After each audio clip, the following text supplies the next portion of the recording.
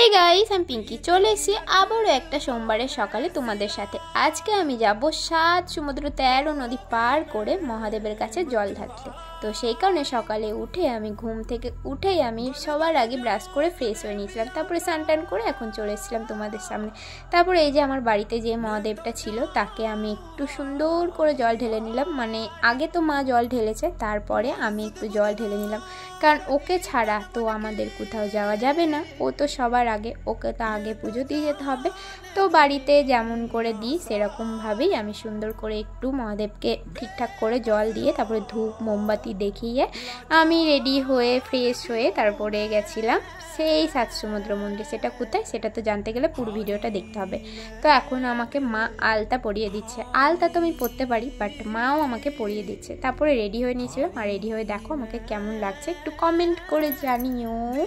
তারপরে চলে যাচ্ছিলাম আমি মোটরসাইকেল করে, আমি মা আর বাবা 3 জন একসাথেই যাই। এখন যাচ্ছিলাম গঙ্গার ধার, মানে একটা সমুদ্র পার করতে। দেখো বৃষ্টির কারণে আমাদের বিলের ধারগুলোতে কেমন জল জমে গেছে, তোমরা বুঝতেই পারছো যে কতটা পরিমাণে জল জমেছে। পুরো আর একটু হলে রাস্তায় উঠে পড়বে। যাই হোক, বৃষ্টির কারণে কার কার বাড়ির আশেপাশে এরকমভাবে জল জমেছে আমাকে কমেন্টে জানিও।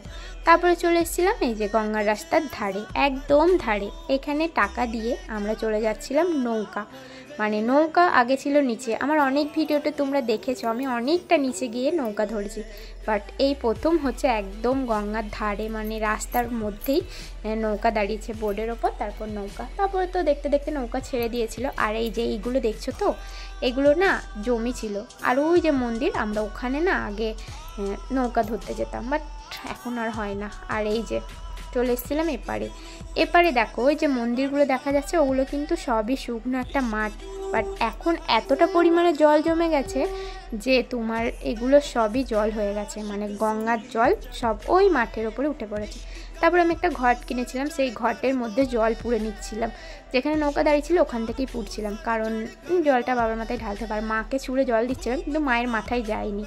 তারপরে আবারও ঘরটা নিয়ে বাবার মোটরসাইকেলের ওপরে উঠে পড়েছিলাম। আর বাবা মোটরসাইকেল ছাড়ার পরই না বৃষ্টি শুরু হয়ে গেছিলো। আমি তো বৃষ্টিতে ভিজেই যাচ্ছিলাম, যে বাবার মাথায় জল ঢালতে যাবে একটু বৃষ্টিতে ভিজেই যায়। আমার তো খুব মজা হচ্ছিলো, ভিজে যেহেতু গেছিলাম তাই আর কোথাও দাঁড়ানো হয়নি। আর বৃষ্টি তো সব জায়গাতেই হয়।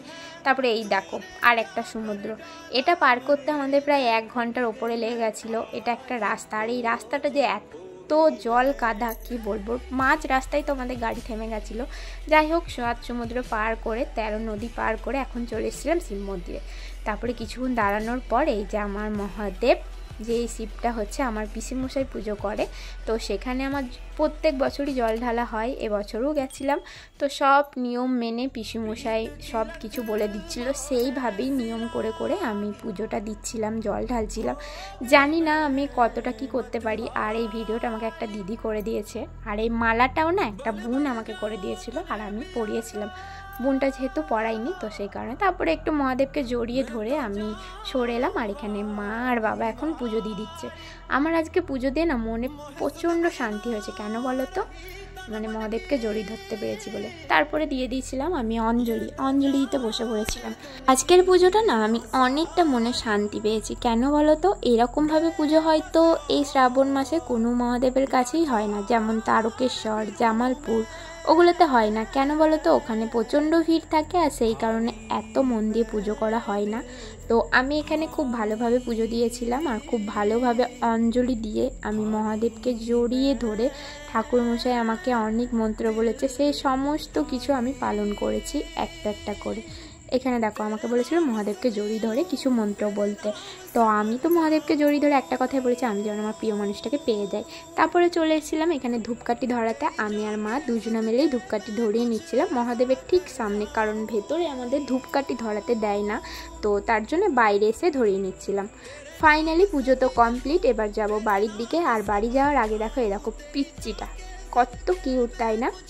আমার তো পিচ্চি দেখলে খুব ভালো লাগে, তো সেই কারণে ওরও একটা ছোট্ট শর্ট তোমাদের সাথে শেয়ার করে দিলাম। তারপর এখন ব্যাগপত্র গুছিয়ে নিয়ে আমরা যাচ্ছি বাড়ির দিকে যাওয়ার পর আমি তো ফ্রেশ হয়ে একটা ড্রাগন ফল নিয়ে বসে পড়েছিলাম। এটা যেহেতু আমার ফার্স্ট টাইম খাওয়া, তো খেয়ে দেখলাম কেমন লাগে। তো যাই হোক ভিডিওটাকে এখানে স্টপ করছি, দেখা হচ্ছে নেক্সট ভিডিও। ততক্ষণ ভালো থেকো, টাটা।